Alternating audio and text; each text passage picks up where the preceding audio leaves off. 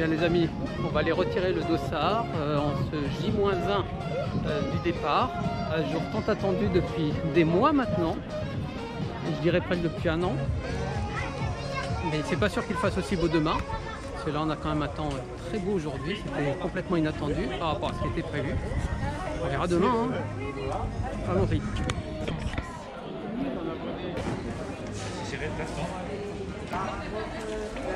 Allez, c'est parti, on continue le chemin. Merci, au revoir. On se donne rendez-vous, si vous voulez bien, allez, pour le grand jour, le jour J, c'est-à-dire l'Ultra Marin 2021, le grand raid. Allez, moi je vais aller me coucher, hein, parce que vous savez quoi, je suis super crevé, naze avec ce décalage horaire, j'ai toujours pas rattrapé. Et puis je pense qu'il y a besoin de sommeil un petit peu là maintenant, parce que après ça va être compliqué.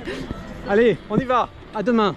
Voilà les amis, je suis prêt, en tout cas physiquement équipé pour aller sur le village de l'Ultramarin. Départ dans 1h30. Donc je vais aller déposer mon sac de rechange dans le stade à côté. Il sera amené sur la base de Arzon, 90e kilomètre environ, pour changer de matériel et d'équipement et prendre une douche salvatrice. Alors, est-ce que je suis prêt? Pas tant que ça, niveau sommeil ça va pas très bien, mais on va faire avec, il n'y a pas le choix.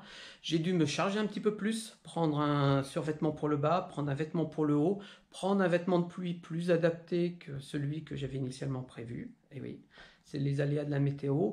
Pour cette première partie, j'ai chaussé les GL Cumulus, parce que la première partie devrait être à peu près sèche, et c'est celle sur laquelle je vais courir le plus, donc il me fallait une chaussure avec de l'amorti et confortable. Et puis je passerai à l'Aduro Brooks sur la deuxième partie qui risque d'être très humide. On peut déposer nos sacs à ordures, 30 litres, fournis par l'organisateur. Pas limité au niveau du poids, il vaut mieux parce que là il est franchement lourd. J'ai mis beaucoup de choses à l'intérieur. Regardez qui je retrouve là pour cette course, c'est notre ami Christophe de la chaîne Objectif Marathon. C'est ça. Alors c'est un beau marathon que tu nous prépares cette année, hein. Ouais, je crois qu'on en fait 4 là aujourd'hui. 4,5 4,5, ouais. Bon, c'est à cause de toi un petit peu que je suis là, hein, tu sais. Hein. À la base, tu es quand même un peu malade à la base.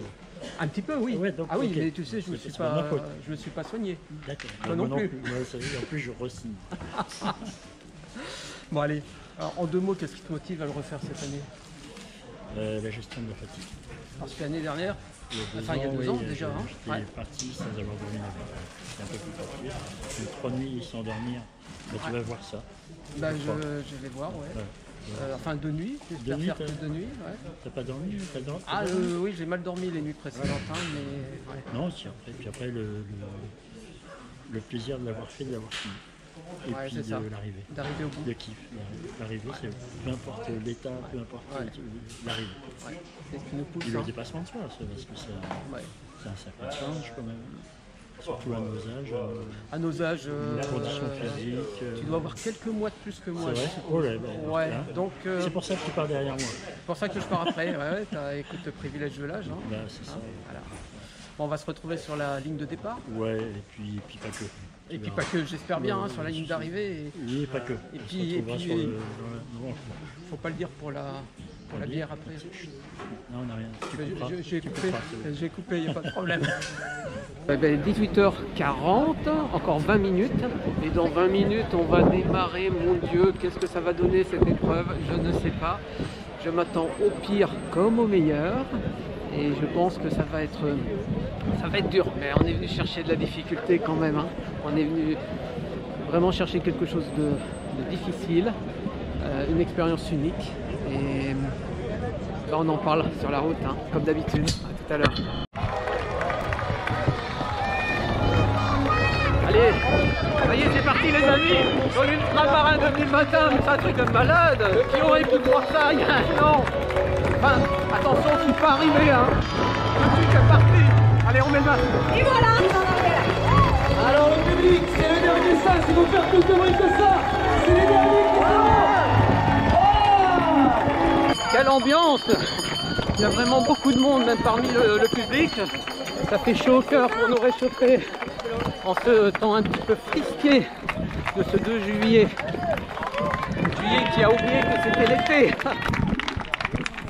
Là, on est au 2e kilomètre. Juste un petit message pour vous dire que compte tenu de l'effort et du type de course, je prendrai probablement la caméra parce que ce seront des passages en mode marche plutôt qu'en mode course à pied. Donc m'en voulez pas. Voilà une petite montée, on en profite pour marcher un petit peu. Ça fait une 50aine de minutes qu'on est parti. Météo, ça va, il pleut pas pour l'instant. Et cette petite fraîcheur n'est pas inintéressante. Petite partie dans les bois, c'est très agréable. Bon, c'est frais, la fraîcheur, on a bien vu tout à l'heure. Mais ça sent bon, ça sent la forêt, ça sent bon la terre. C'est très agréable.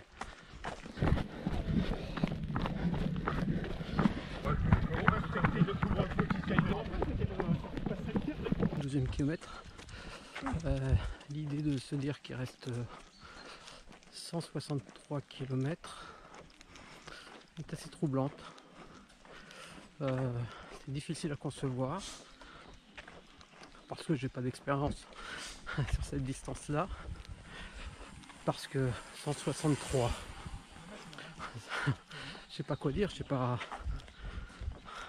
163 km. Alors je suis venu avec mon porte-bonheur de loulou. J'ai emporté mon petit roadbook. Voilà.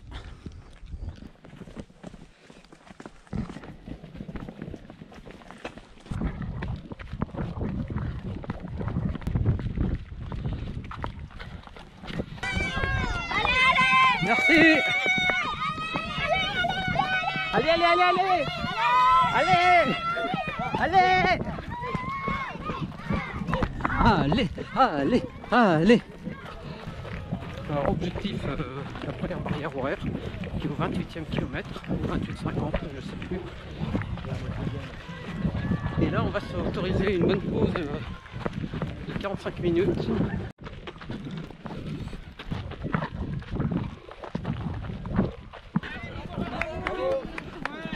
Bon, et ben, les amis, vous savez quoi?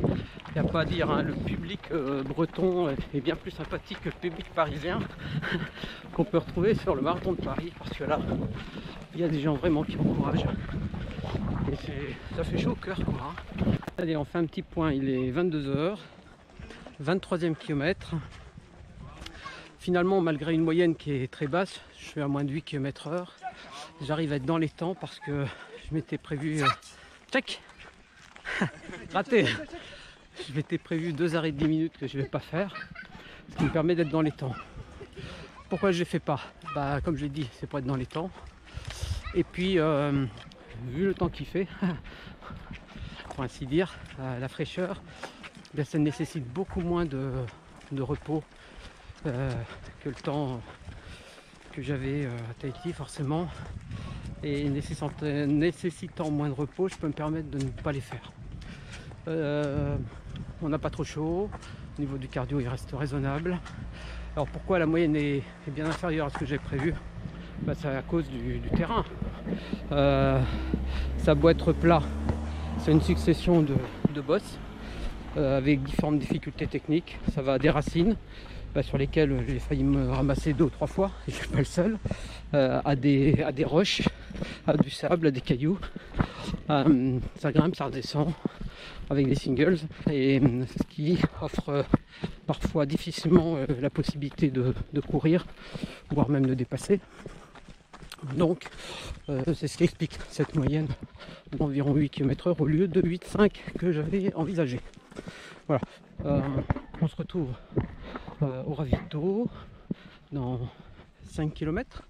Ce sera la première barrière horaire. Et je compte normalement y faire une pause conséquente de 45 minutes. Salut Julien, ça va? Exactement. Ça va? J'ai une question quand même à poser à ces demoiselles. Mesdemoiselles, j'ai une question depuis des années. Oui? Pourquoi avez-vous un rouleau de sopalin sur la tête? Alors là, vous mieux vous essuyez, monsieur. Je comprends mieux, merci. Allez, on est reparti. C'était quoi ce ravito? Port Blanc Baden. La barrière c'est samedi 12h du matin. Il est bien plus tôt que ça, hein. Il est 23h12. Mais l'idée c'est quand même de prendre de l'avance pour le ravito suivant. Donc on va pas traîner. Je me suis mis en mode nuit. Donc un petit haut pour pas avoir froid. Un petit pyjama par terre. Un petit pyjama par terre, un petit pyjama. Non, un bas. Souple, hein, une sorte de survêtement. Et puis j'ai le vêtement de pluie, le coupe-vent dans le dos. Parce que normalement il y a de la pluie qui est annoncée. Il y a eu quelques gouttes là il y a 2-3 km, mais ça a été vraiment quelques gouttes. Il devrait y avoir de la pluie. On l'attend pour cette nuit et puis pour la nuit suivante. Bon bah je suis parti 10 minutes avant le temps que je m'étais prévu, puis finalement le temps est passé très vite. Et puis la poche à eau c'est vraiment pas une bonne idée dans les sacs comme ça, parce que remplir la poche à eau il faut vider le sac, il faut tout enlever, remettre l'eau, remettre dans le sac. Quelle galère, hein. On est au 35e peut-être, 33e. J'ai eu un terrible coup de mou tout à l'heure au 30e. Terrible coup de mou. J'étais obligé de m'asseoir par terre parce que j'en pouvais plus. Surtout j'avais une envie de vomir. Ça s'est joué pas grand chose qui ne sorte pas, peut-être que j'aurais dû laisser sortir. Et j'ai cru que j'allais arrêter la course à ce moment-là bêtement. C'est trop con quoi, hein. J'ai vraiment cru que c'était la fin. Ça allait pas fort. Je me suis assis 5 minutes. J'ai essayé de redescendre un peu le cardio et puis je suis reparti là depuis 15 minutes. Ça va mieux. J'ai l'impression que j'ai mangé un truc qui est pas net. Enfin pas net. Pas que ça soit pas frais, mais un truc qui ne convient pas quoi. L'estomac n'a pas aimé. J'ai l'impression d'avoir passé le plus dur là, de ce cycle infernal du sommeil. Je commence à émerger un petit peu. C'était très compliqué là autour du 30-35e kilomètre. Là on est au 45. Un gros merci à Stéphane pour son soutien. Je profite de l'éclairage public offert du contribuable métropolitain pour faire un peu le point. Près de 51 km, il est 3h40. A priori on est à 1 km du ravito Le Bono. Perso, je vais beaucoup mieux. L'estomac s'est calmé. J'étais vraiment pas bien. Et la fatigue, pareil. Là, je retourne à l'état normal. Je suis plus dans l'état où j'étais tout à l'heure à plus pouvoir continuer quasiment. Et on arrive au Bono, normalement 53e kilomètre. Moi, le moment c'est 51,5. Au niveau timing, c'est nickel. On va essayer de trouver une petite place et des pâtes. Les pâtes, ça c'est par là. On va avoir des pâtes. Hop là.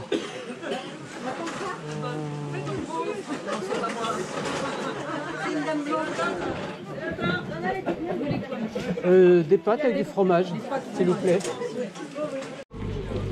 Bon, petit plateau, des pâtes quoi, avec un peu de fromage. Hein.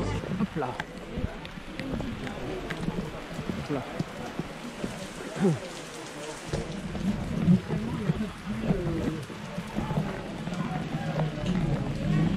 Bon, c'était un peu compliqué ce ravito parce que pas assez de place pour s'asseoir, il fallait rester debout et c'est vraiment pas ce qu'on a envie quand on arrive à un ravito après 28 km.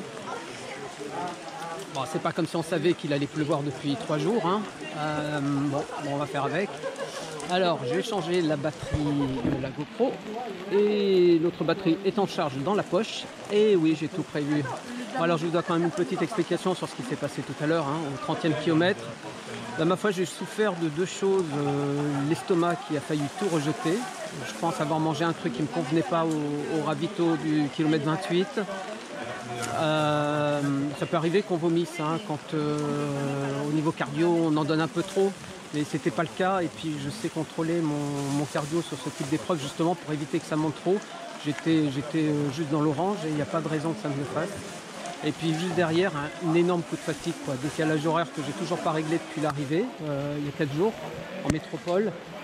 Et là j'étais vraiment pas bien, j'ai cru que j'allais m'installer dans un coin puis passer 2 heures à dormir parce que vraiment j'étais au bout. Mais je pouvais pas faire ça, hein. Clairement, en tout cas pas au 30e kilomètre. Mais d'un autre côté, la fatigue on la gère pas, hein, que ce soit au 30e kilomètre ou au 150e.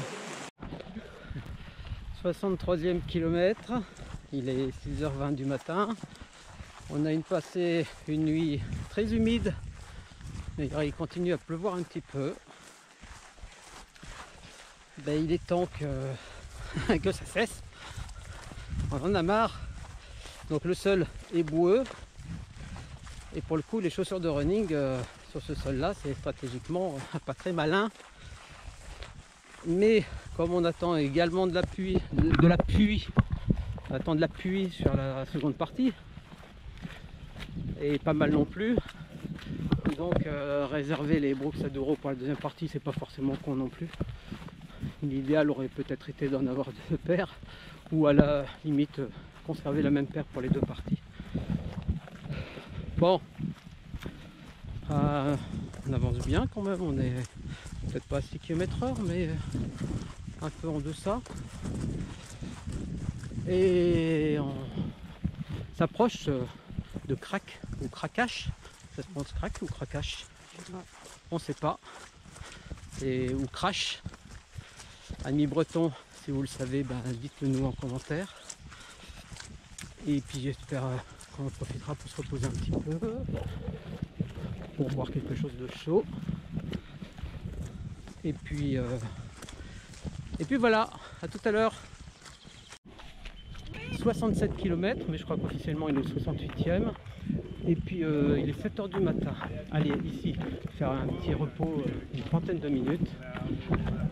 J'aimerais bien boire un bon café. Et puis j'ai quelques ampoules à soigner parce que là ça clignote.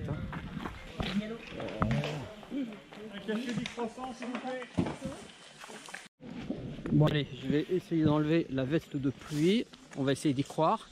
Il pleuvra pas. Donc je me suis pris un petit potage. Voilà, c'est un Roaco, hein, et un petit café. C'est un café filtre avec de l'eau chaude. Je vais commencer par la soupe. Eh bien, oh, c'est de la gastronomie 3 étoiles là. Non mais sans rigoler, quand on a un petit peu frais comme ça, qu'on a passé une nuit sous la pluie, c'est très réconfortant, ça fait du bien. Et puis après ça, je me perce, excusez-moi de rentrer dans les détails, je me soigne. Je crois avoir 2 ampoules. Bon, on va voir ça. Hein. À tout à l'heure. Enfin, bien dégueulasse. Forcément, on a pataugé dans la bouillasse et puis dans la flotte. Hop là. Sur l'ultramarin, il faut emporter des petites choses réconfortantes qui font du bien quand on est dans le dur. Là, je suis pas dans le dur, mais je vais me prendre des petites choses réconfortantes. Pourquoi maintenant? Parce que dans 15 bornes, on arrive au bateau. Après bateau de 3 km de marche avant d'arriver à Arzon. Et Arzon, je vais me refaire mon petit stock de bonnes petites choses à grignoter. Donc là, on a des petits chamallows et on a des curly. Alors c'est des paquets déjà à moitié entamés, histoire d'alléger. Hein. Ils font chacun 50 grammes pour les chamallows et les curly. Je dois être à 35 grammes. Donc j'ai pris du léger. Voilà, mais ça fait du bien. Je vais me régaler. Ça c'est du bonbon réconfortant. Allez, un peu de papa. Et un pour Loulou. Ouais. Comme si généreux. Je vais en donner un autre pour Loulou. Voilà. C'est bon Loulou le bonbon, hein. T'en veux un autre? Tiens, je vais te donner celui-là. Est-ce que ça vous intéresserait de savoir pourquoi je me suis inscrit à cette course? Non? Bah, je vais vous raconter quand même. Je suis chez moi, je fais ce que je veux. Alors, en 2019, suite au marathon de Paris, eh bien, où j'ai vécu des choses exceptionnelles, comme tous ceux, je pense, qui vivent leur premier marathon, j'ai souhaité revivre le même type d'expérience. Et je me suis réinscrit à d'autres marathons qui, malheureusement, comme on le sait, ont tous été annulés ou reportés. Et puis, même l'idée même de m'inscrire à d'autres marathons n'avait pas suscité en moi les mêmes sensations qu'avait pu susciter l'inscription au marathon de Paris, parce que j'avais l'impression que c'était pas assez gros. Et donc j'ai voulu m'inscrire à quelque chose d'énorme, d'infaisable, pour lequel j'étais pas taillé, donc un ultra, comme ça a été le cas pour le marathon où j'étais pas taillé pour le faire. Et parmi les ultras, j'ai une seule contrainte, c'était pas de D+, parce que je déteste ça. J'ai essayé mais j'aime pas ça. Et les ultras sans D+, ben ma foi, perso j'en connais pas énormément. Et comme je suis assez adepte de YouTube, je me souvenais avoir vu plusieurs vidéos d'un ultra qui se passait au bord de l'océan, assez long, et pour lequel il y avait une traversée en zodiaque. Et moi je sais pas, dans ma tête j'avais situé ça à La Rochelle, je sais pas pourquoi, comme quoi je connaissais vraiment pas bien cet ultra. Et donc je me suis mis à rechercher à nouveau ces vidéos là, et c'est là que j'ai redécouvert l'ultramarin en me disant ben voilà, ben c'est ça que je devrais faire en fait. Je suis pas fait pour, c'est trop grand pour moi, je suis pas taillé pour ça, et ben je vais m'inscrire. Et quand on s'inscrit à ça, et ben on se fait peur et on revit quelque part, j'ai revécu quelque part les sensations du marathon de Paris. Alors, parmi les vidéos que j'ai pu consulter, il y en a eu beaucoup, hein, il y en a une trentaine. Il y a celle de Christophe, hein, dont j'ai déjà parlé, parce que forcément je me suis reconnu hein, à travers sa propre personne, c'est-à-dire il avait eu un parcours un peu similaire. Et j'ai pris la décision au mois d'août dernier, août ou septembre, je ne sais plus, de m'y inscrire. Voilà la petite histoire. Bon, le passage en zodiaque est quand même une étape symbolique et importante de cet ultra. Bravo, bon courage. Merci beaucoup. L'embarcadère. Ah oui, ça fait plaisir. Ça fait plaisir ce bateau. C'est fort symbolique, c'est presque le retour qu'on entame, même si on n'a pas encore totalement fait la moitié.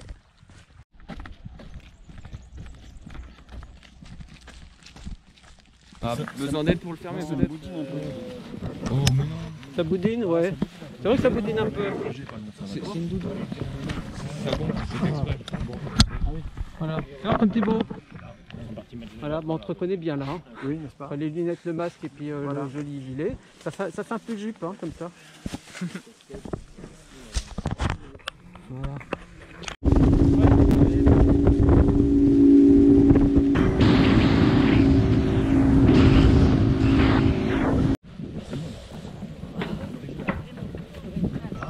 C'est reparti jusqu'à Arzon. Bon, bah, ça va pas être rigolo là, les 3-4 derniers kilomètres. Hein. On va prendre de petits passages sentiers côtiers. Là, faut pas être trop gros, hein. Sinon on passe pas. On arrive à Arzon. Mauvaise nouvelle cette année. Il n'y a pas de douche. Merci beaucoup. Allez, on va trouver un coin. Se trouver un coin. Bonjour. Oui.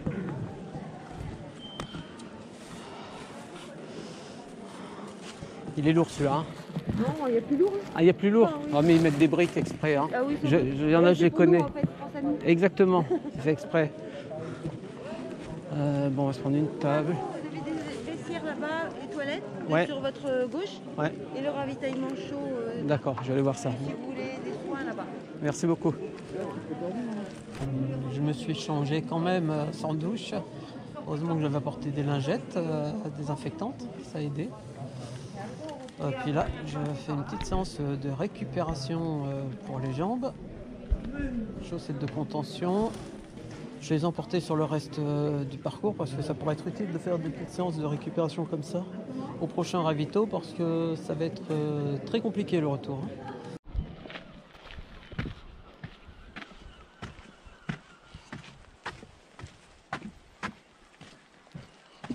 On en a traversé plein comme ça de l'autre côté hier soir.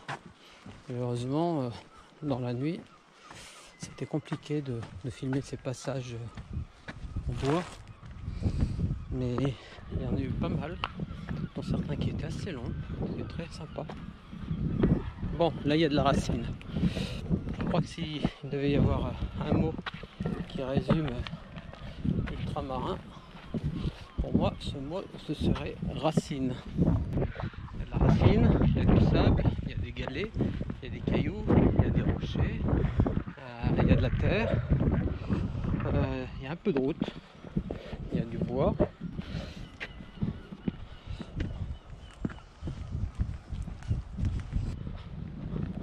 On va bientôt arriver au prochain ravito. Ici 1 ou 2 km grand maximum.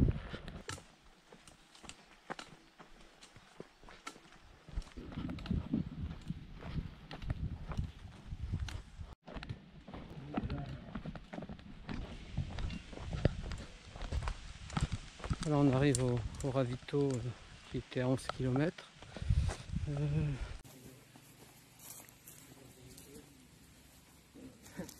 T'es déjà là, c'est pas possible. Petit chemin en forêt.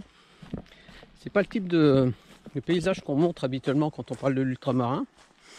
On a plutôt tendance à montrer les paysages, la mer, que dis-je, le golfe. Et on montre pas trop ces paysages-là. Moi j'aime bien parce que c'est une information complémentaire de celle qu'on a par les vidéos habituelles. Et en fait, ces paysages, on les rencontre pas mal sur le parcours. Donc je trouve que c'est intéressant de les montrer et de se rendre compte que l'ultramarin, c'est pas qu'une marche en bordure du golfe. C'est aussi beaucoup de forêt. Ça se passe bien, pas de coup de barre. La motivation toujours motivé. C'est une aventure quand même exceptionnelle. Hein. Attention. Voilà. On est au 100e kilomètre. Voilà, c'est là. 100e kilomètre. 100e kilomètre en 20h25.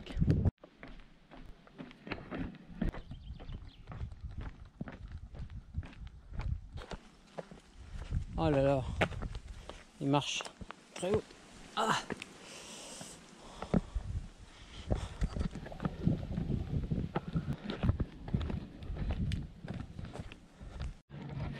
Mais alors, disons, Christophe, le mythe, donc tu dors sur l'ultramarin? Fallait pas le dire. Fallait pas le dire. Bon, là aussi on va couper. Ouais. Non, ouais, faut tout couper en fait. En fait, tu m'as pas vu. Je t'ai pas vu que tu dormais. Tu m'as pas vu du tout. Tu m'as pas vu du tout. C'est pas toi. C'est pas moi. Non, c'est c'est pas toi, Christophe. Non, c'est pas toi. Non. Ah oui, c'est Jean-Pierre. Jean-Pierre. C'est marqué Jean-Pierre. Ça se 3 moi. Voilà, c'est ça, c'est Jean-Pierre. Ouais, tu ressembles à Christophe. Hein. Ah ouais, on me l'a dit en fait. Ouais. Ah, tout le monde me dit salut Christophe. Il dit bon, écoute. Du coup, j'ai changé le dossard. Voilà.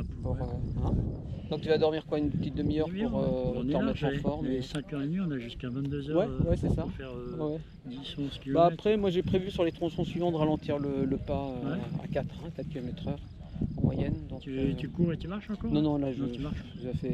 Ça fait depuis l'embarcadère que je marche. J'ai eu 10 bornes, c'est ça, 10 km où plus rien. Ouais. J'avais mal partout et puis j'arrivais à rien, donc j'ai pris un Doliprane, là j'ai plus mal. Ouais. Donc j'en profite pour dormir et récupérer un peu, et puis après aller jusqu'au bout. Je vais te laisser dormir, ouais, puis écoute, on se voit plus tard. On se voit peut-être bien à Sarzeau ou ailleurs. Ça marche. Ça roule. Bon courage à toi. Ouais, ça va être dur là, la nuit qui s'annonce, je le sens. Et l'incertitude sur cette seconde nuit blanche qui va arriver. Et on verra ça ensemble, hein. Je vous partage ça comme d'habitude. Donc pour Sarzeau, il reste encore 13 km. Et là, c'est très long maintenant, hein. On a beau être au 110e. Donc en théorie, il reste 65. On a beau être au 110e, et ben et parce qu'on est au 110e, hein, c'est usant. Et ces lignes-là sont très longues. Ça avance pas. Et à 5 km/h, c'est vrai que en 2 heures, on fait 10 km et il faut 2 heures. Et on se croirait chez Alice au pays des merveilles là. Bon sauf qu'il n'y a pas Alice. Et puis il n'y a pas les merveilles. Hein. Il y a Sylvain au pays de la souffrance. Et puis Sylvain n'est pas tout seul au pays de la souffrance. Il y a beaucoup de copains qui souffrent aujourd'hui. Compagnons d'infortune et de souffrance. Ça faisait encore quelques-uns sur la route. Figurez-vous que j'ai vu le Père Noël dans la forêt. Il était beau, hein, rouge et jaune. Et puis il tenait une petite lampe dans la main, très éclairante. Une sorte de lampe tempête, très éclairante. Puis il bougeait derrière les arbres. Et puis en m'approchant, j'ai vu en fait, c'était pas le Père Noël, hein, c'était les panneaux indicateurs de l'ultramarin qui sont rouges et brillants forcément dans la nuit. Le cerveau il s'invente des choses à partir de ce qu'il voit. Et pour le cerveau, c'était le Père Noël. Bon, peut-être que je le reverrai ce soir. On va aller voir ça. Et voilà, je quitte le ravito de Sarzay. Et du coup, j'ai même oublié de prendre de l'eau. J'étais pas bien. Hein. Pris un plateau avec quelques pâtes et du gruyère. Et puis j'ai cru que j'allais m'écrouler de fatigue sur mon banc. Donc je suis allé à l'infirmerie pour ça, si je pouvais m'allonger, pour dormir un petit peu, une demi-heure. Parce qu'il était accepté, il y avait 2 places en fait pour des gens qui voulaient dormir. Et donc c'est bien tombé. J'ai pas vraiment dormi profondément, un petit peu en pointillé. Et ça m'a fait un bien fou. Parce que là je sors et j'ai limite la pêche. Bon, je suis pas très vif parce que j'ai les ampoules aux pieds forcément qui sont toutes réveillées. Mais il faut le temps que le pas reparte et puis ça sera bon. Bon, et bien plutôt bonne nouvelle. J'ai vérifié, le prochain ravito est à 10 km. Et puis en fait on est dans les temps. On arrive au ravito du Iso, 133e kilomètre.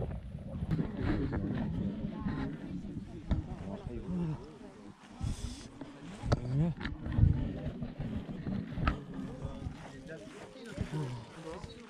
Bonsoir.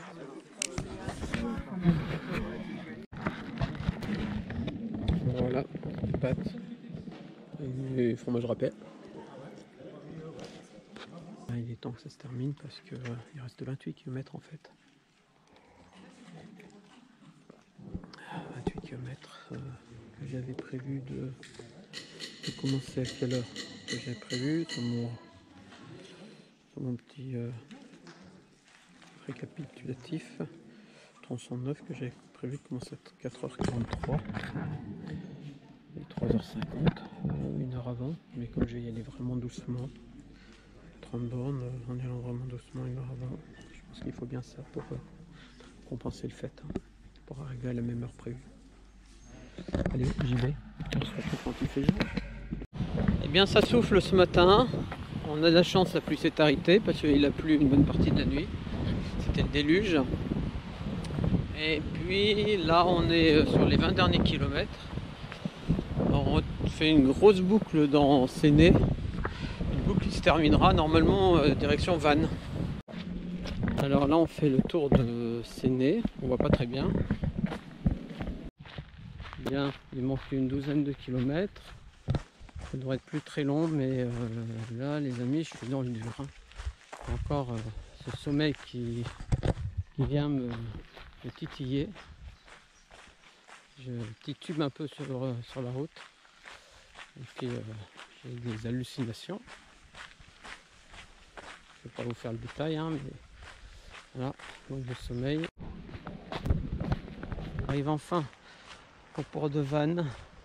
Alors le programme, ça va être simple, arriver et puis je me couche, je dors, j'ai vraiment besoin de sommeil là. Et les pieds, je sais pas, faut que je nettoie, faut que je soigne mes pieds, ils sont dans un piètre état. C'est bon, il est là, le gagnant.